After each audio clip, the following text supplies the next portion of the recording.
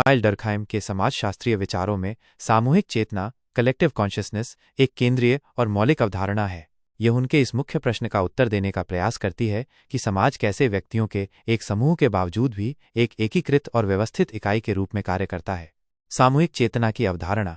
Durkheim के अनुसार सामूहिक चेतना किसी समाज के सदस्यों द्वारा साझा किए गए विश्वासों, विचारों, नैतिक मूल्यों और भावनाओं का वह कुल योग है जो समाज के अधिकांश सदस्यों में सामान्य होता है। यह एक अदृश्य शक्ति है जो समाज को एक साथ बांधे रखती है और व्यक्तियों के व्यवहार को दिशा देती है। यह व्यक्तिगत चेतनाओं का सिर्फ जोड़ नहीं है, बल्कि इससे कहीं ज्यादा है। यह एक उभरती हुई घटना, इमर्जेंट फिनोमिनन है जो व्यक्तियों की अंतःक्रिया से पैदा होती है, लेकिन बाद में व्यक्तियों पर अपना प्रभाव डालती है।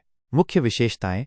बाहरी और बाध्यकारी, एक्सटर्नल एंड कोअर्सिव। सामूहिक चेतना व्यक्तियों के लिए बाहरी होती है। इसका मतलब है कि व्यक्ति जन्म लेते ही इसे पहले से मौजूद पाते हैं। यह व्यक्ति पर एक नैतिक दबाव या बाध्यकारी शक्ति डालती है जो उसे समाज के मानदंडों के अनुसार व्यवहार करने के लिए प्रेरित करती है। यदि कोई व्यक्ति इन मानदंडों का उल्लंघन करता है तो उसे समाज की अस्वीकृति, आलोचना या दंड का सामना करना पड़ता है। सार्वभौमिक, जनरल और प्रसारित डिफ्यूज्ड। सामूहिक चेतना समाज के लगभग सभी सदस्यों में फैली हुई होती है। यह किसी एक व्यक्ति या समूह तक सीमित नहीं होती, बल्कि पूरे समाज में समान रूप से व्याप्त होती है। विशिष्ट और स्वतंत्र अस्तित्व, specific and independent existence. Durkheim के लिए सामूहिक चेतना एक सामाजिक तथ्य, सोशल फैक्ट है। इसका अपना एक स्वतंत्र अस्तित्व होता है जो व्यक्तियों की चेतना से अलग होता है। यह व्यक्तियों के मरने या बदलने के बावजूद बनी रहती है। सामूहिक भावनाएं और नैतिकता। यह सिर्फ विचारों का संग्रह नहीं है, बल्कि इसमें साझा भावनाएं और एक साझा नैतिक व्यवस्था भी शामिल होती है जो सही और गलत की धारणाओं को परिभाषित करती है। सामूहिक चेतना और सामाजिक एकजुटता, सोशल सॉलिडारिटी। सामूहिक चेतना का सबसे महत्वपूर्ण कार्य सामाजिक एकजुटता बनाए रखना है। दुर्खीम ने समाजों को उनकी एकजुटता की प्रकृति के आधार पर दो मुख्य प्रकारों में वर्गीकृत किया और दिखाया कि कैसे सामूहिक चेतना का स्वरूप इन दोनों में भिन्न होता है। एक, यांत्रिक एकजुटता, मैकेनिकल सॉलिडारिटी। ये उन समाजों में पाई जाती है जो सरल, आदिम और कम विभेदित, लेस डिफरेंशिएटेड होते हैं। विशेषताएं। उच्च सामूहिक चेतना। ऐसे समाजों में सामूहिक चेतना बहुत मजबूत, व्यापक और गहन इंटेंस होती है। यह व्यक्तिगत चेतना को लगभग पूरी तरह से नियंत्रित करती है। समानता पर आधारित। लोग अपनी जीवन शैली, विश्वासों और कार्यों में बहुत समान होते हैं। मैं से ज्यादा हम का भाव प्रबल होता है। व्यक्ति लगभग एक जैसे ही कार्य करते हैं, जैसे खेती, शिकार। दमनकारी कानून, रिप्रेसिव लॉ। अपराधों को सीधे सामूहिक चेतना के प्रति अपराध माना जाता है। उल्लंघन करने वालों को कठोर और अक्सर सार्वजनिक दंड दिए जाते हैं। इसका उद्देश्य समाज के बाकी सदस्यों में सामूहिक भावनाओं को फिर से मजबूत करना होता है। उदाहरण के लिए, किसी छोटे कबीले में चोरी करने पर भारी सजा देना। सामूहिक प्रतिनिधित्व, कलेक्टिव रिप्रेजेंटेशंस। यहाँ धर्म, मिथक और अनुष्ठान जैसी सामूहिक भावनाएं बहुत स्पष्ट और प्रत्यक्ष होती हैं जो व्यक्तिगत व्यवहार को निर्देशित करती हैं। उदाहरण, जनजातीय समाज, छोटे ग्रामीण समुदाय, प्राचीन समाज। 2. सावयवी एकजुटता, ऑर्गेनिक सॉलिडारिटी। ये जटिल, आधुनिक और उच्च विभेदित, हाईली डिफरेंशिएटेड समाजों में पाई जाती है। विशेषताएं। श्रम का विभाजन, डिवीजन ऑफ लेबर। इन समाजों में श्रम का जटिल विभाजन होता है। लोग अलग अलग और विशिष्ट कार्य करते हैं, जैसे एक डॉक्टर, एक इंजीनियर, एक शिक्षक। यह विशिष्टीकरण उन्हें एक दूसरे पर पारस्परिक रूप से निर्भर, इंटरडिपेंडेंट बनाता है। सामूहिक चेतना का परिवर्तन। यहाँ सामूहिक चेतना पूरी तरह से गायब नहीं होती, बल्कि इसका स्वरूप बदल जाता है। यह कम दमनकारी, कम विशिष्ट और अधिक सामान्य या अमूर्त हो जाती है। यह व्यक्तिगत स्वतंत्रता और भिन्नता के लिए अधिक जगह छोड़ती है। पुनर्स्थापनात्मक कानून, रेस्टिट्यूटिव लॉ। अपराधों को अक्सर किसी समझौते या अनुबंध के उल्लंघन के रूप में देखा जाता है। कानून का उद्देश्य व्यवस्था को बहाल करना, नुकसान की भरपाई करना या संबंधों को ठीक करना होता है, न कि केवल दंड देना। पारस्परिक निर्भरता से एकजुटता। इस प्रकार के समाज में लोग अपनी आवश्यकताओं की पूर्ति के लिए दूसरों पर निर्भर करते हैं, ठीक उसी तरह जैसे शरीर के विभिन्न अंग, सावयव एक दूसरे पर निर्भर करते हैं। यही निर्भरता उनकी एकजुटता का आधार बनती है। उदाहरण, आधुनिक औद्योगिक समाज, बड़े शहर। सामूहिक चेतना का विकास और समाज पर प्रभाव। दुर्खीम का मानना था कि जैसे जैसे समाज यांत्रिक से सावयवी एकजुटता की ओर बढ़ता है, सामूहिक चेतना भी विकसित होती है। यह कम धार्मिक और अधिक धर्मनिरपेक्ष हो जाती है, कम विशिष्ट और अधिक सार्वभौमिक हो जाती है। यह सीधे व्यवहार को नियंत्रित करने के बजाय अधिक सामान्य नैतिक सिद्धांतों जैसे न्याय, समानता, अधिकार के माध्यम से काम करती है। इस संक्रमण में समाज को एनोमी यानी मानदंडों की कमी या सामाजिक विघटन का सामना करना पड़ सकता है, जब पुरानी सामूहिक चेतना कमजोर हो जाती है और नई पर्याप्त रूप से विकसित नहीं होती। दुर्खीम ने आत्महत्या सुइसाइड के अध्ययन में भी सामूहिक चेतना और उसके बदलावों के प्रभावों को देखा। आलोचना और प्रासंगिकता। दुर्खीम के सामूहिक चेतना के सिद्धांत की कुछ आलोचनाएं भी हुई हैं। व्यक्तिगत एजेंसी की उपेक्षा। कुछ आलोचक मानते हैं कि ये सिद्धांत व्यक्तिगत इच्छा शक्ति और एजेंसी को कम महत्व देता है क्योंकि ये समाज को व्यक्ति से ज्यादा शक्तिशाली दिखाता है। अस्पष्टता। सामूहिक चेतना की अवधारणा को कभी कभी अमूर्त और मापने में मुश्किल माना जाता है। इन आलोचनाओं के बावजूद दुर्खीम का सामूहिक चेतना का सिद्धांत समाजशास्त्र में अत्यंत महत्वपूर्ण बना हुआ है। ये हमें यह समझने में मदद करता है कि कैसे साझा मूल्य, विश्वास और मानदंड समाज को एक साथ बनाए रखते हैं, कैसे सामाजिक परिवर्तन इन सामूहिक भावनाओं को प्रभावित करते हैं और कैसे समूह व्यक्तियों पर नैतिक दबाव डालते हैं। यह आज भी सामाजिक कोहिजन, पहचान और संघर्षों को समझने के लिए एक शक्तिशाली उपकरण है। क्या आप दुर्खीम के किसी अन्य विचार या किसी अन्य समाजशास्त्री के बारे में जानना चाहेंगे? राष्ट्रीय शैक्षिक अनुसंधान और प्रशिक्षण परिषद NCERT भारत में स्कूली शिक्षा की गुणवत्ता में सुधार और उसे आकार देने में एक बहुत ही महत्वपूर्ण भूमिका निभाती है। यह भारत सरकार का एक स्वायत्त संगठन है जिसकी स्थापना 1961 में हुई थी। NCERT की प्रमुख भूमिकाएं और कार्य। NCERT का मुख्य उद्देश्य केंद्र और राज्य सरकारों को स्कूल शिक्षा से संबंधित नीतियों और कार्यक्रमों पर सहायता और सलाह देना है ताकि शिक्षा की गुणवत्ता में सुधार हो सके। इसकी भूमिका को निम्नलिखित बिंदुओं में समझा जा सकता है। पाठ्यक्रम और पाठ्यपुस्तकों का विकास। NCERT विभिन्न कक्षाओं, कक्षा 1 से 12 तक और विषयों के लिए राष्ट्रीय पाठ्यक्रम ढांचा नेशनल करिकुलम फ्रेमवर्क -NCF और उसके आधार पर पाठ्यपुस्तकें विकसित करती है। ये पुस्तकें CBSE और कई राज्य बोर्डों द्वारा अपनाई जाती हैं, जिससे पूरे देश में शिक्षा में एकरूपता और गुणवत्ता बनी रहती है। शैक्षिक अनुसंधान और नवाचार। यह स्कूली शिक्षा से संबंधित क्षेत्रों में अनुसंधान रिसर्च को बढ़ावा देती है, आयोजित करती है और उसका समन्वय करती है। इसका उद्देश्य शिक्षण अधिगम प्रक्रियाओं को बेहतर बनाने के लिए नए विचारों और प्रथाओं को खोजना और लागू करना है। शिक्षक प्रशिक्षण। NCERT शिक्षकों के सेवा पूर्व, प्री सर्विस और सेवाकालीन इन सर्विस प्रशिक्षण कार्यक्रमों का आयोजन करती है। यह शिक्षकों को नई शिक्षण विधियों, पाठ्यक्रम परिवर्तनों और मूल्यांकन तकनीकों से अपडेट रखने में मदद करती है, जिससे उनकी पेशेवर दक्षता बढ़ती है। शैक्षिक सामग्री का निर्माण। पाठ्यपुस्तकों के अलावा यह पूरक सामग्री, शिक्षक मार्गदर्शिकाएं, शैक्षिक किट, मल्टीमीडिया डिजिटल सामग्री जैसे पाठ्यपुस्तकें, ऑडियो वीडियो सामग्री, ऑनलाइन संसाधन आदि भी विकसित करती है। शैक्षिक सर्वेक्षण और मूल्यांकन। यह समय समय पर शैक्षिक सर्वेक्षण और मूल्यांकन करती है ताकि शिक्षा प्रणाली की कमियों और स्ट्रेंथ्स को समझा जा सकें और सुधार के लिए सुझाव दिए जा सकें। नीतिगत सलाह। NCERT शिक्षा मंत्रालय अब शिक्षा मंत्रालय और राज्य सरकारों को शिक्षा से संबंधित विभिन्न नीतियों और कार्यक्रमों को बनाने और लागू करने में अकादमिक सलाह देती है। शिक्षा प्रौद्योगिकी का एकीकरण। ये शिक्षा में आधुनिक प्रौद्योगिकी को एकीकृत करने का प्रयास करती है, जैसे कि डिजिटल शिक्षा के लिए दिशा निर्देश जारी करना और छात्रों व शिक्षकों के लिए ऑनलाइन संसाधन विकसित करना। अंतर्राष्ट्रीय सहयोग। ये स्कूल शिक्षा के क्षेत्र में अन्य देशों के साथ द्विपक्षीय सांस्कृतिक आदान प्रदान कार्यक्रमों को लागू करने वाली एजेंसी के रूप में भी कार्य करती है और अंतर्राष्ट्रीय संगठनों के साथ सहयोग करती है। प्रतिभाशाली छात्रों की पहचान। राष्ट्रीय विज्ञान प्रतिभा खोज योजना, national science talent search scheme NTSS जैसी योजनाओं के माध्यम से प्रतिभाशाली छात्रों की पहचान करने और उन्हें प्रोत्साहित करने में भी NCERT की भूमिका रही है। संक्षेप में, NCERT भारत में स्कूली शिक्षा प्रणाली की रीढ़ है। यह पाठ्यक्रम बनाने, सामग्री विकसित करने, शिक्षकों को प्रशिक्षित करने और शैक्षिक अनुसंधान को बढ़ावा देने के माध्यम से देश में शिक्षा की गुणवत्ता और पहुंच को सुनिश्चित करने में महत्वपूर्ण योगदान देती है। भारत एक विविधतापूर्ण देश है जहां विभिन्न धर्मों, भाषाओं, संस्कृतियों और जातियों के लोग रहते हैं। ऐसे में शिक्षा विभिन्न समुदायों के बीच सद्भाव और एकता को बढ़ावा देने में एक अत्यंत महत्वपूर्ण भूमिका निभाती है। शिक्षा कैसे सद्भाव को बढ़ावा दे सकती है? 1. आपसी समझ और सम्मान का विकास। विविधता का परिचय। शिक्षा छात्रों को भारत की समृद्ध सांस्कृतिक विविधता, विभिन्न धर्मों, भाषाओं, त्योहारों, खान पान से परिचित कराती है। जब बच्चे एक दूसरे की परंपराओं, इतिहास और जीवन शैली के बारे में सीखते हैं तो वे पूर्वाग्रहों को छोड़कर सम्मान और समझ विकसित करते हैं। सहिष्णुता को बढ़ावा। पाठ्यक्रम में ऐसे विषयों को शामिल किया जा सकता है जो विभिन्न समुदायों के योगदान, उनकी मान्यताओं और उनके संघर्षों को निष्पक्ष रूप से दर्शाते हैं। इससे छात्रों में सहिष्णुता और दूसरों के प्रति सहानुभूति की भावना बढ़ती है। 2. साझा मूल्यों और पहचान का निर्माण।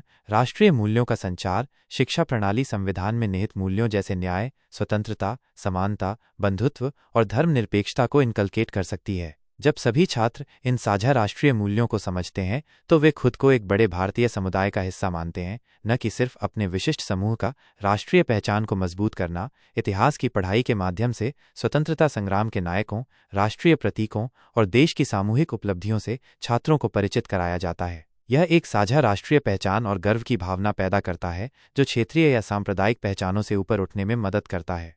3. अंतर सामुदायिक संपर्क और संवाद। समावेशी शिक्षण वातावरण। स्कूलों और कॉलेजों में विभिन्न पृष्ठभूमि के छात्र एक साथ पढ़ते हैं, खेलते हैं और बातचीत करते हैं। यह दैनिक संपर्क उन्हें एक दूसरे की मानवीय समानता को समझने में मदद करता है, जिससे रूढ़िवादिता टूटती है।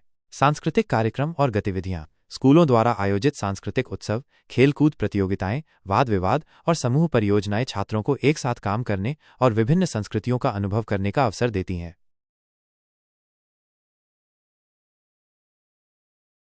यहाँ अनेक भाषाएं, धर्म, संस्कृतियां और जीवन शैलियां मौजूद हैं। सद्भाव बनाए रखना एक निरंतर चुनौती और आवश्यकता है। शिक्षा इस चुनौती का सामना करने और सद्भाव को बढ़ावा देने का सबसे शक्तिशाली और दीर्घकालिक साधन है। शिक्षा के माध्यम से सद्भाव को बढ़ावा देने के प्रमुख तरीके। आइए एक एक बिंदु को विस्तार से समझते हैं कि शिक्षा कैसे भारत में विभिन्न समुदायों के बीच सद्भाव को बढ़ावा दे सकती है। 1. आपसी समझ और सम्मान का विकास। Developing mutual understanding and respect. शिक्षा का सबसे पहला और महत्वपूर्ण कार्य ज्ञान प्रदान करना है। जब छात्र विभिन्न समुदायों, उनकी परंपराओं, इतिहास, मान्यताओं और कला रूपों के बारे में सीखते हैं तो अज्ञानता से पैदा होने वाले पूर्वाग्रह और रूढ़िवादिताएं दूर होती हैं। पाठ्यक्रम में विविधता। पाठ्यक्रम में भारत की समृद्ध सांस्कृतिक विरासत को समाहित किया जाना चाहिए। इसमें केवल एक धर्म या संस्कृति का बखान न हो, बल्कि सभी प्रमुख धर्मों, उनकी त्योहारों, साहित्य, कला और सामाजिक प्रथाओं का संतुलित चित्रण हो। उदाहरण के लिए, विभिन्न समुदायों के योगदानों और संघर्षों को इतिहास की किताबों में निष्पक्ष रूप से शामिल किया जाए। सहिष्णुता और सहानुभूति। कहानियों, कविताओं और नाटकों के माध्यम से बच्चों को सहिष्णुता, करुणा और सहानुभूति का पाठ पढ़ाया जा सकता है। जब बच्चे दूसरों के दृष्टिकोण को समझते हैं तो वे उनकी भावनाओं और अनुभवों का सम्मान करना सीखते हैं। यह सिखाना कि भिन्नता कमजोरी नहीं बल्कि शक्ति है। विविधता का उत्सव। स्कूल और कॉलेज विभिन्न समुदायों के त्योहारों को एक साथ मना सकते हैं, जहां छात्र एक दूसरे की परंपराओं में भाग ले सकें। यह सीधे अनुभव से सीखने और सम्मान विकसित करने का सबसे प्रभावी तरीका है। 2. साझा मूल्यों और राष्ट्रीय पहचान का निर्माण। Building shared values and national identity.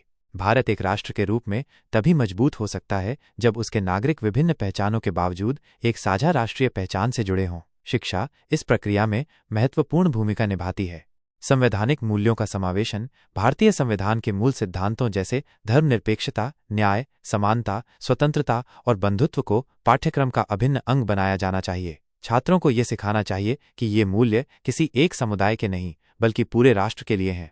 राष्ट्रीय गौरव का संचार। भारतीय स्वतंत्रता संग्राम, विभिन्न क्षेत्रों और समुदायों के नायकों का योगदान और देश की वैज्ञानिक, साहित्यिक और कलात्मक उपलब्धियों के बारे में पढ़ाना आवश्यक है। इससे छात्रों में देश के प्रति गौरव और अपनत्व की भावना पैदा होती है, जो उन्हें क्षेत्रीय या सांप्रदायिक पहचान से ऊपर उठने में मदद करती है। राष्ट्रीय प्रतीकों का सम्मान। राष्ट्रगान, राष्ट्रध्वज और अन्य राष्ट्रीय प्रतीकों का सम्मान करना सिखाना, जो सभी समुदायों को एक सूत्र में पिरोते हैं। 3. अंतर सामुदायिक संपर्क और संवाद। Inter community interaction and dialogue. असली सद्भाव तब आता है जब लोग एक दूसरे के साथ सीधे बातचीत करते हैं और एक दूसरे के अनुभवों को साझा करते हैं। शिक्षा संस्थान इस संवाद के लिए आदर्श मंच हैं। समावेशी शिक्षण वातावरण। स्कूलों और कॉलेजों को सभी समुदायों के छात्रों के लिए एक सुरक्षित और स्वागत योग्य वातावरण बनाना चाहिए। सह शैक्षणिक गतिविधियां जैसे खेल, क्लब, प्रोजेक्ट वर्क, जहां विभिन्न पृष्ठभूमि के छात्र एक साथ काम करते हैं, उन्हें एक दूसरे की मानवीय समानता और गुणों को समझने में मदद करती हैं। संवाद और बहस। कक्षा में विभिन्न सामाजिक मुद्दों पर चर्चाएं और बहसें आयोजित की जा सकती हैं, जहां छात्र अपने विचारों को व्यक्त करना और दूसरों के विचारों को सुनना सीखते हैं। यह उन्हें असहमति को सम्मानपूर्वक संभालने का तरीका सिखाता है। सामुदायिक सेवा परियोजनाएं। छात्रों को विभिन्न समुदायों से संबंधित सामाजिक सेवा परियोजनाओं में शामिल किया जा सकता है। यह उन्हें वास्तविक दुनिया की समस्याओं को समझने और मिलकर काम करने की भावना विकसित करने में मदद करता है। 4. आलोचनात्मक सोच और पूर्वाग्रहों को चुनौती। Critical thinking and challenging prejudices. सद्भाव को तोड़ने वाली सबसे बड़ी ताकतें पूर्वाग्रह और गलत सूचनाएं हैं। शिक्षा छात्रों को इनसे लड़ने के लिए आवश्यक उपकरण प्रदान करती है। तार्किक और वैज्ञानिक दृष्टिकोण। शिक्षा छात्रों में वैज्ञानिक सोच और तर्कशीलता विकसित करती है। यह उन्हें किसी भी जानकारी को स्वीकार करने से पहले उसकी सत्यता पर सवाल उठाना सिखाती है, जिससे वे अंधविश्वासों, रूढ़िवादिता और विभाजनकारी प्रचार का शिकार नहीं होते। मीडिया साक्षरता आज के डिजिटल युग में गलत सूचना, मिसइन्फॉर्मेशन और दुष्प्रचार डिसइन्फॉर्मेशन तेजी से फैलते हैं। शिक्षा छात्रों को मीडिया साक्षरता सिखाए ताकि वे ऑनलाइन और ऑफलाइन स्रोतों से प्राप्त जानकारी का आलोचनात्मक विश्लेषण कर सकें और पक्षपातपूर्ण या नफरत फैलाने वाली सामग्री को पहचान सकें। भेदभाव का विश्लेषण पाठ्यक्रम में सामाजिक भेदभाव, असमानता और ऐतिहासिक अन्यायों के बारे में खुली चर्चाएं शामिल होनी चाहिए। ये छात्रों को उन सामाजिक और ऐतिहासिक कारकों को समझने में मदद करती है जो समुदायों के बीच तनाव पैदा कर सकते हैं। 5. सामाजिक न्याय और समानता को बढ़ावा, promoting social justice and equality. जब तक समाज में असमानताएं और अन्याय रहेंगे तब तक पूर्ण सद्भाव स्थापित करना मुश्किल होगा। शिक्षा यहाँ एक शक्तिशाली बदलाव लाने वाला एजेंट है। सभी के लिए समान पहुंच, यह सुनिश्चित करना कि गुणवत्तापूर्ण शिक्षा तक सभी समुदायों के बच्चों की समान पहुंच हो, चाहे उनकी सामाजिक आर्थिक पृष्ठभूमि कुछ भी हो। विशेष रूप से हाशिए पर पड़े और वंचित समुदायों के बच्चों के लिए शैक्षिक अवसर प्रदान करना। समानता के सिद्धांत छात्रों को सिखाया जाए कि कानून की नज़र में सभी नागरिक समान हैं और सभी को बिना किसी भेदभाव के समान अवसर मिलने चाहिए। सकारात्मक कार्रवाई, अफर्मेटिव एक्शन। शिक्षा ये समझने में मदद कर सकती है कि क्यों समाज के कुछ वर्गों को ऐतिहासिक रूप से वंचित किया गया है और उन्हें मुख्यधारा में लाने के लिए सकारात्मक कार्रवाई क्यों आवश्यक हो सकती है। निष्कर्ष। संक्षेप में, शिक्षा केवल तथ्यों और आंकड़ों को सिखाने तक सीमित नहीं है, बल्कि यह एक परिवर्तनकारी शक्ति है। यह व्यक्तियों को केवल साक्षर नहीं बनाती, बल्कि उन्हें संवेदनशील, जिम्मेदार और सहिष्णु नागरिक भी बनाती है। जब शिक्षा इन सभी पहलुओं पर ध्यान केंद्रित करती है तो वो भारत जैसे विविधतापूर्ण राष्ट्र में विभिन्न समुदायों के बीच आपसी सम्मान, समझ और सद्भाव का एक मजबूत आधार स्थापित कर सकती है, जिससे देश और समाज दोनों का विकास होता है। क्या आप इस विषय पर और अधिक गहराई से चर्चा करना चाहेंगे या आपके मन में कोई अन्य प्रश्न है? शिक्षा अंतर्राष्ट्रीय समाज, इंटरनेशनल सोसाइटी को बढ़ावा देने और मजबूत करने में एक मौलिक भूमिका निभाती है। यह व्यक्तियों को केवल अकादमिक ज्ञान ही नहीं देती, बल्कि उन्हें वैश्विक नागरिक बनने, विभिन्न संस्कृतियों को समझने और साझा वैश्विक चुनौतियों का सामना करने के लिए तैयार करती है। शिक्षा कैसे अंतर्राष्ट्रीय समाज को बढ़ावा देती है? यहाँ कुछ प्रमुख तरीके दिए गए हैं जिनसे शिक्षा अंतर्राष्ट्रीय समाज को बढ़ावा दे सकती है। 1. वैश्विक नागरिकता का विकास, डेवलपमेंट ऑफ ग्लोबल सिटीजनशिप। शिक्षा छात्रों को यह सिखाती है कि वे केवल अपने देश के नागरिक नहीं हैं, बल्कि एक बड़े वैश्विक समुदाय का भी हिस्सा हैं। यह उन्हें वैश्विक मुद्दों जैसे जलवायु परिवर्तन, गरीबी, मानवाधिकारों, महामारी और शांति स्थापना के प्रति जागरूक करती है। यह वैश्विक नागरिकता के मूल्यों जैसे सहिष्णुता, करुणा, न्याय और जिम्मेदारी को विकसित करती है, जिससे व्यक्ति स्थानीय से परे सोचकर वैश्विक समस्याओं के समाधान में योगदान देने के लिए प्रेरित होते हैं। 2. सांस्कृतिक समझ और अंतर सांस्कृतिक संवाद, cultural understanding and intercultural dialogue. शिक्षा विभिन्न संस्कृतियों, भाषाओं, इतिहासों और परंपराओं के बारे में ज्ञान प्रदान करती है। यह छात्रों को अन्य देशों और समाजों के रीति रिवाजों और दृष्टिकोणों को समझने और उनका सम्मान करने में मदद करती है। अंतर सांस्कृतिक संवाद को बढ़ावा मिलता है, जहां छात्र विभिन्न पृष्ठभूमि के लोगों के साथ बातचीत करना सीखते हैं। यह गलतफहमियों को दूर करता है और रूढ़िवादिता को तोड़ता है, जिससे अंतर्राष्ट्रीय सद्भाव बढ़ता है। भाषा शिक्षा इसमें महत्वपूर्ण भूमिका निभाती है, क्योंकि ये लोगों को सीधे संवाद करने और अन्य संस्कृतियों में गहराई से उतरने में सक्षम बनाती है। राष्ट्रीय सहयोग और कूटनीति का प्रोत्साहन वाले बिंदु को विस्तार से समझाता हूँ। 3. अंतर्राष्ट्रीय सहयोग और कूटनीति का प्रोत्साहन, promotion of international cooperation and diplomacy. शिक्षा छात्रों और व्यक्तियों को यह सिखाती है कि वैश्विक समस्याओं को हल करने और शांतिपूर्ण संबंध बनाए रखने के लिए सहयोग कितना महत्वपूर्ण है। यह उन्हें यह समझने में मदद करती है कि कैसे देश और अंतर्राष्ट्रीय संगठन एक साथ काम करते हैं। अंतर्राष्ट्रीय संगठनों की भूमिका को समझना। शिक्षा प्रणाली छात्रों को संयुक्त राष्ट्र, UN, विश्व व्यापार संगठन, WTO, अंतर्राष्ट्रीय मुद्रा कोष, IMF, विश्व स्वास्थ्य संगठन, WHO और यूनेस्को जैसे महत्वपूर्ण अंतर्राष्ट्रीय संगठनों की संरचना, कार्यप्रणाली और महत्व के बारे में जानकारी प्रदान करती है। यह उन्हें सिखाती है कि ये संगठन कैसे देशों के बीच संवाद, मानक निर्धारण और साझा चुनौतियों के समाधान के लिए मंच प्रदान करते हैं। कूटनीति के महत्व को सिखाना। छात्रों को कूटनीति, डिप्लोमेसी के सिद्धांतों और अभ्यासों के बारे में पढ़ाया जाता है। इसमें बातचीत, मध्यस्थता, संधि, ट्रीटी निर्माण और शांतिपूर्ण तरीकों से विवादों को हल करने के कौशल शामिल हैं। यह उन्हें यह भी सिखाता है कि कैसे विभिन्न देशों के प्रतिनिधि एक दूसरे के हितों का सम्मान करते हुए साझा समाधान खोजते हैं। एक्सचेंज प्रोग्राम और अंतर्राष्ट्रीय सहयोग। छात्र विनिमय कार्यक्रम, स्टूडेंट एक्सचेंज प्रोग्राम्स। शिक्षा संस्थानों द्वारा चलाए जा रहे ये कार्यक्रम छात्रों को दूसरे देशों में जाकर पढ़ने, उनकी संस्कृति का अनुभव करने और वहाँ के छात्रों के साथ बातचीत करने का अवसर देते हैं। इससे उन्हें प्रत्यक्ष रूप से अंतर्राष्ट्रीय समझ और नेटवर्क बनाने में मदद मिलती है। शिक्षक और शोधकर्ता सहयोग। शिक्षक और शोधकर्ता भी अंतर्राष्ट्रीय स्तर पर ज्ञान और अनुभव साझा करने के लिए एक साथ काम करते हैं। यह संयुक्त अनुसंधान, सम्मेलनों और कार्यशालाओं के माध्यम से होता है, जिससे वैश्विक ज्ञान में वृद्धि होती है और विभिन्न देशों के अकादमिक समुदायों के बीच संबंध मजबूत होते हैं। संयुक्त परियोजनाएं। अंतर्राष्ट्रीय छात्रों या संस्थानों के बीच संयुक्त परियोजनाओं से सहयोग की भावना बढ़ती है। उदाहरण के लिए, विभिन्न देशों के छात्र मिलकर पर्यावरणीय समस्याओं या मानवाधिकारों पर शोध कर सकते हैं। संक्षेप में, शिक्षा अंतर्राष्ट्रीय सहयोग और कूटनीति को बढ़ावा देती है, क्योंकि ये व्यक्तियों को वैश्विक नियमों, संस्थानों और प्रक्रियाओं को समझने में मदद करती है और उन्हें ये सिखाती है कि साझा लक्ष्यों को प्राप्त करने और विवादों को शांतिपूर्ण ढंग से सुलझाने के लिए मिलकर काम करना कितना आवश्यक है। क्या आप अब इस शिक्षा कैसे अंतर्राष्ट्रीय सहयोग और कूटनीति को बढ़ावा दे सकती है, इस पर और विस्तार से बात करते हैं। यह बिंदु इसलिए महत्वपूर्ण है क्योंकि वैश्विक शांति और समृद्धि के लिए देशों का एक साथ काम करना बहुत जरूरी है। शिक्षा के माध्यम से अंतर्राष्ट्रीय सहयोग और कूटनीति को बढ़ावा देना। शिक्षा एक सेतु का काम करती है जो विभिन्न देशों और संस्कृतियों के लोगों को जोड़ती है। यह उन्हें ये समझने में मदद करती है कि कैसे वैश्विक चुनौतियां किसी एक राष्ट्र की सीमा तक सीमित नहीं है और उनसे निपटने के लिए साझा प्रयासों की आवश्यकता है। एक, अंतर्राष्ट्रीय संगठनों की समझ और महत्व। स्कूलों और विश्वविद्यालयों में अंतर्राष्ट्रीय संगठनों जैसे कि संयुक्त राष्ट्र, यूएन, विश्व व्यापार संगठन, WTO, अंतर्राष्ट्रीय मुद्रा कोष, IMF, विश्व स्वास्थ्य संगठन, WHO और यूनेस्को के बारे में विस्तार से पढ़ाना चाहिए।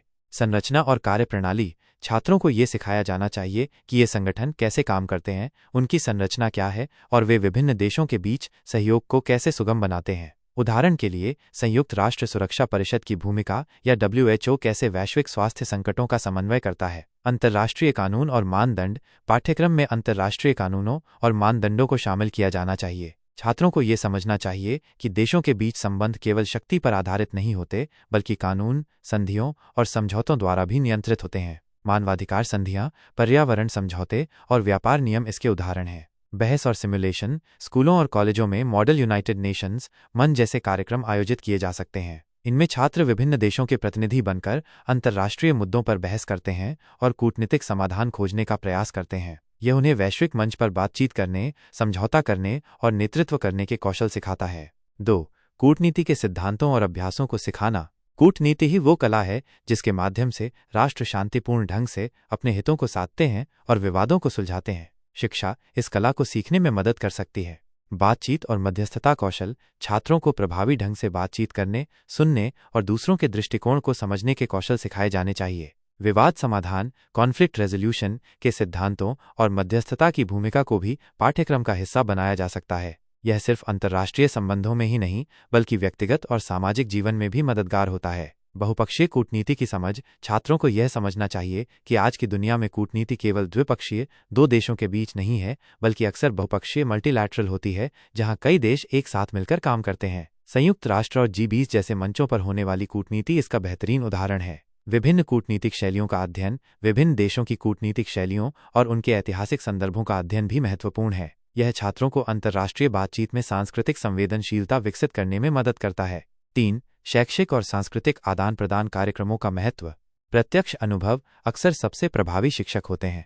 छात्र विनिमय कार्यक्रम, स्टूडेंट एक्सचेंज प्रोग्राम्स, ये कार्यक्रम छात्रों को दूसरे देशों में जाकर पढ़ने, उनकी संस्कृति का अनुभव करने और वहां के लोगों के साथ सीधे बातचीत करने का अवसर देते हैं। एक विदेशी देश में रहना और वहां के लोगों के साथ घुलना मिलना उन्हें सांस्कृतिक भिन्नताओं को समझने और उनके प्रति सम्मान विकसित करने में मदद करता है। यह व्यक्तिगत स्तर पर अंतर्राष्ट्रीय समझ और सद्भाव का निर्माण करता है। संयुक्त अनुसंधान और अकादमिक सहयोग। विभिन्न देशों के विश्वविद्यालयों और अनुसंधान संस्थानों के बीच सहयोग को बढ़ावा देना चाहिए। वैज्ञानिक, शोधकर्ता और शिक्षाविद मिलकर वैश्विक समस्याओं जैसे बीमारी, गरीबी, पर्यावरण पर काम कर सकते हैं। ये ज्ञान साझा करने, नवाचार को बढ़ावा देने और अंतर्राष्ट्रीय स्तर पर विश्वास बनाने में मदद करता है। ऑनलाइन सहयोग और वर्चुअल एक्सचेंज। डिजिटल युग में वर्चुअल एक्सचेंज प्रोग्राम और ऑनलाइन सहयोग मंच भी महत्वपूर्ण है। छात्र विभिन्न देशों के सहपाठियों के साथ परियोजनाओं पर काम कर सकते हैं, जिससे भौगोलिक सीमाओं के पार संचार और समझ विकसित होती है। 4.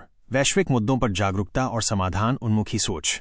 शिक्षा छात्रों को वैश्विक समस्याओं के बारे में जागरूक करती है और उन्हें इन समस्याओं के समाधान का हिस्सा बनने के लिए प्रेरित करती है। अंतर्राष्ट्रीय संबंधों में केस स्टडीज, वास्तविक दुनिया के उदाहरणों जैसे इजराइल फिलिस्तीन संघर्ष, यूक्रेन युद्ध जलवायु परिवर्तन सम्मेलन का अध्ययन करके छात्र अंतर्राष्ट्रीय संबंधों की जटिलताओं को समझ सकते हैं और देख सकते हैं कि कूटनीति कैसे काम करती है या नहीं करती। सतत विकास लक्ष्य SDGs संयुक्त राष्ट्र के सतत विकास लक्ष्यों सस्टेनेबल डेवलपमेंट गोल्स के बारे में शिक्षा देना छात्रों को वैश्विक चुनौतियों के प्रति संवेदनशील बनाता है और उन्हें यह समझने में मदद करता है कि कैसे उनके कार्य एक बड़े वैश्विक उद्देश्य में योगदान कर सकते हैं। संक्षेप में, शिक्षा न केवल जानकारी प्रदान करती है बल्कि ये ऐसे कौशल, दृष्टिकोण और मूल्यों का निर्माण करती है जो लोगों को राष्ट्रीय सीमाओं से परे देखने और एक शांतिपूर्ण, सहयोगात्मक अंतर्राष्ट्रीय समाज के निर्माण में योगदान करने के लिए तैयार करते हैं। यह उन्हें दुनिया की चुनौतियों को समझने और वैश्विक नागरिक के रूप में उनके समाधान में सक्रिय रूप से भाग लेने के लिए सशक्त बनाती है। क्या आप इस विषय पर किसी और विशिष्ट पहलू पर चर्चा करना चाहेंगे या कोई अन्य प्रश्न पूछना चाहेंगे? से चर्चा करते हैं। यह समझने के लिए कि शिक्षा कैसे दुनिया को करीब ला सकती है, हमें इसके विभिन्न आयामों को बारीकी से देखना होगा। शिक्षा अंतर्राष्ट्रीय समाज के निर्माण का एक शक्तिशाली उपकरण। शिक्षा केवल व्यक्तियों को ज्ञान देने तक सीमित नहीं है, बल्कि यह उन्हें ऐसे दृष्टिकोण, कौशल और मूल्यों से लैस करती है जो उन्हें अपनी राष्ट्रीय सीमाओं से परे सोचने और एक अधिक शांतिपूर्ण, सहयोगात्मक वैश्विक समाज में योगदान करने में सक्षम बनाते हैं। 1. बहुसांस्कृतिक साक्षरता और वैश्विक परिप्रेक्ष्य multicultural literacy and global perspective.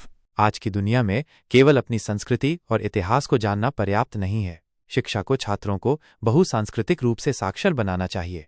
विभिन्न संस्कृतियों का गहरा अध्ययन पाठ्यक्रम में केवल सतही जानकारी के बजाय विभिन्न देशों और क्षेत्रों की संस्कृति, इतिहास, सामाजिक संरचनाओं और राजनीतिक प्रणालियों का गहरा अध्ययन शामिल होना चाहिए। इससे छात्रों को यह समझने में मदद मिलती है कि अन्य समाजों में लोग कैसे सोचते हैं, क्या मानते हैं और वे किन चुनौतियों का सामना करते हैं। तुलनात्मक अध्ययन छात्रों को विभिन्न देशों की नीतियों, अर्थव्यवस्थाओं और सामाजिक मुद्दों का तुलनात्मक अध्ययन करने के लिए प्रोत्साहित किया जाना चाहिए। उदाहरण के लिए, विभिन्न देशों में स्वास्थ्य सेवा प्रणालियों, शिक्षा नीतियों या पर्यावरण संरक्षण प्रयासों की तुलना करना। यह उन्हें यह समझने में मदद करता है कि विभिन्न दृष्टिकोण क्यों मौजूद हैं और एक ही समस्या के कई समाधान कैसे हो सकते हैं। भाषा शिक्षा एक से अधिक भाषा सीखना अंतर्राष्ट्रीय समझ को गहरा करता है। भाषा केवल संचार का माध्यम नहीं है, बल्कि ये एक संस्कृति की खिड़की भी है। जब छात्र अन्य भाषाएं सीखते हैं तो वे उन भाषाओं को बोलने वाले लोगों के साथ अधिक सहानुभूति और जुड़ाव महसूस करते हैं।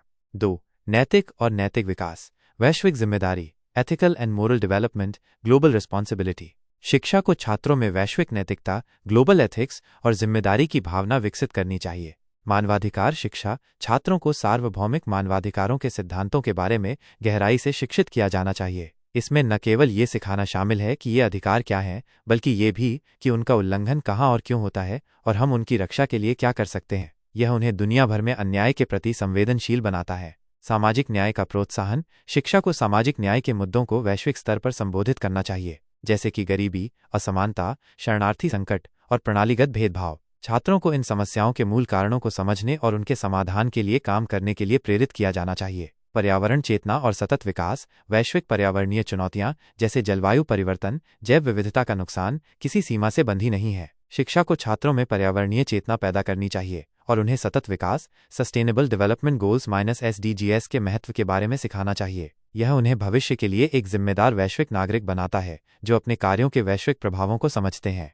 3. प्रौद्योगिकी और डिजिटल साक्षरता का उपयोग leveraging technology and digital literacy. आधुनिक तकनीक अंतर्राष्ट्रीय समाज को करीब लाने में एक बड़ी भूमिका निभाती है और शिक्षा इसका लाभ उठा सकती है। ऑनलाइन सहयोग और virtual exchange online platform, video conferencing और सहयोगात्मक उपकरणों का उपयोग करके छात्र दुनिया के विभिन्न हिस्सों के सहपाठियों के साथ वास्तविक समय में परियोजनाओं पर काम कर सकते हैं। ये वर्चुअल एक्सचेंज प्रोग्राम छात्रों को विविध दृष्टिकोणों का अनुभव करने और दूर से ही अंतर्राष्ट्रीय टीमें बनाने का अवसर देते हैं। सूचना तक पहुंच और आलोचनात्मक मूल्यांकन इंटरनेट ने वैश्विक जानकारी तक अभूतपूर्व पहुंच प्रदान की है। शिक्षा को छात्रों को डिजिटल साक्षरता सिखानी चाहिए, जिसमें उन्हें विश्वसनीय स्रोतों की पहचान करना, गलत सूचनाओं, मिस इन्फॉर्मेशन और दुष्प्रचार डिसइन्फॉर्मेशन का विश्लेषण करना और वैश्विक घटनाओं की संतुलित समझ बनाना सिखाया जाए। ये उन्हें ऐसे प्रोपेगेंडा से बचाएगा जो अंतर्राष्ट्रीय संबंधों को खराब कर सकता है। वैश्विक डेटा और विश्लेषण छात्रों को वैश्विक डेटा सेट जैसे आर्थिक संकेतक, जनसंख्या डेटा, पर्यावरणीय आंकड़े का विश्लेषण करना सिखाया जा सकता है ताकि वे वास्तविक दुनिया की समस्याओं को अधिक वैज्ञानिक तरीके से समझ सकें। 4. संघर्ष समाधान और शांति निर्माण कौशल conflict resolution and peace building skills. शांतिपूर्ण अंतर्राष्ट्रीय समाज के लिए संघर्षों को प्रभावी ढंग से प्रबंधित करना और हल करना आवश्यक है। शिक्षा इसमें सीधे योगदान दे सकती है। संघर्ष विश्लेषण। छात्रों को संघर्षों के विभिन्न प्रकारों, उनके मूल कारणों जैसे संसाधन, पहचान, शक्ति और गतिशीलता का विश्लेषण करना सिखाया जाना चाहिए। इसमें ऐतिहासिक और समकालीन संघर्षों का अध्ययन शामिल है। अहिंसक समाधान के तरीके। शिक्षा को बातचीत, मध्यस्थता, सुलह और शांति निर्माण के विभिन्न तरीकों पर ध्यान केंद्रित करना चाहिए। रोल प्लेइंग, सिमुलेशन और केस स्टडीज के माध्यम से छात्रों को इन कौशलों का अभ्यास करने का अवसर दिया जा सकता है। सहिष्णुता और सम्मानपूर्ण बहस। स्कूलों में ऐसी संस्कृति विकसित की जानी चाहिए जहां विभिन्न विचारों और दृष्टिकोणों का सम्मान किया जाए और असहमति को रचनात्मक तरीके से व्यक्त किया जा सके। यह छात्रों को शांतिपूर्ण संवाद और समस्या समाधान के लिए तैयार करता है। निष्कर्ष। संक्षेप में, शिक्षा अंतर्राष्ट्रीय समाज के लिए एक आधारशिला है। यह व्यक्तियों को केवल अकादमिक रूप से तैयार नहीं करती, बल्कि उन्हें वैश्विक नागरिक के रूप में ढालती है जो दुनिया की जटिलताओं को समझते हैं, सांस्कृतिक विविधता का सम्मान करते हैं, साझा चुनौतियों का सामना करने के लिए सहयोग करते हैं और शांतिपूर्ण भविष्य के निर्माण में सक्रिय भूमिका निभाते हैं। यह एक ऐसी प्रक्रिया है जो अज्ञानता, पूर्वाग्रह और भय की दीवारों को तोड़कर समझ, सद्भाव और वैश्विक एकजुटता के पुलों का निर्माण करती है।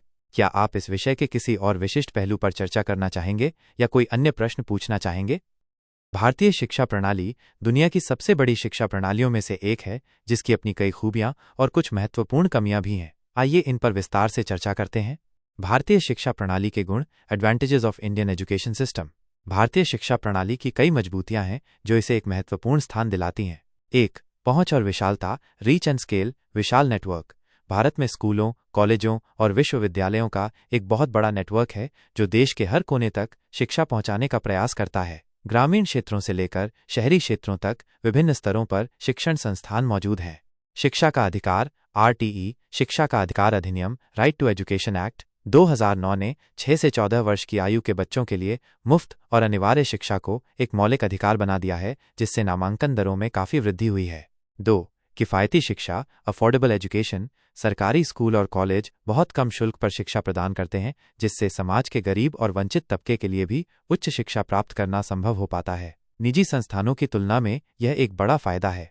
3. शिक्षक केंद्रित दृष्टिकोण और विषय ज्ञान। Teacher centric approach and subject knowledge. परंपरागत रूप से भारतीय शिक्षा प्रणाली में शिक्षकों को उच्च सम्मान दिया जाता है और वे अपने विषय में गहन ज्ञान रखते हैं। यह छात्रों को विषय वस्तु की गहराई से समझ प्रदान करने में सहायक होता है। परीक्षाओं पर जोर। यह प्रणाली छात्रों को गहन विषय ज्ञान प्राप्त करने और उसे परीक्षाओं में प्रदर्शित करने के लिए प्रेरित करती है।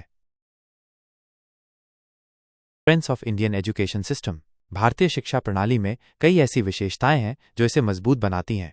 1. ज्ञान का व्यापक आधार और अकादमिक गहराई। सैद्धांतिक ज्ञान पर जोर। भारतीय शिक्षा, विशेषकर विज्ञान, गणित और इंजीनियरिंग जैसे क्षेत्रों में सैद्धांतिक ज्ञान, थ्योरेटिकल नॉलेज और मौलिक सिद्धांतों की गहरी समझ पर जोर देती है। यह छात्रों को एक मजबूत अकादमिक आधार प्रदान करता है। कठोर पाठ्यक्रम। यहाँ का पाठ्यक्रम अक्सर बहुत गहन और विस्तृत होता है, खासकर उच्च शिक्षा में।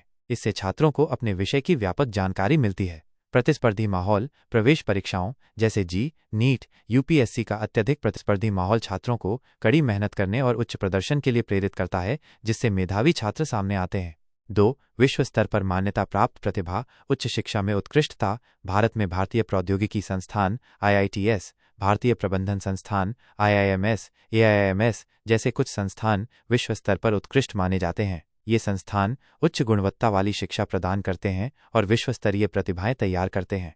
वैश्विक कार्यबल में योगदान। भारतीय स्नातक, विशेषकर स्टेम, विज्ञान, प्रौद्योगिकी, इंजीनियरिंग, गणित क्षेत्रों में विश्व भर में सॉफ्टवेयर, इंजीनियरिंग, चिकित्सा और अनुसंधान जैसे क्षेत्रों में महत्वपूर्ण योगदान दे रहे हैं। यह भारतीय शिक्षा की गुणवत्ता का प्रमाण है। 3. सुलभता और विस्तार। विशाल नेटवर्क। भारत में स्कूलों, कॉलेजों और विश्वविद्यालयों का एक विशाल नेटवर्क है जो दुनिया में सबसे बड़े शिक्षा प्रणालियों में से एक है।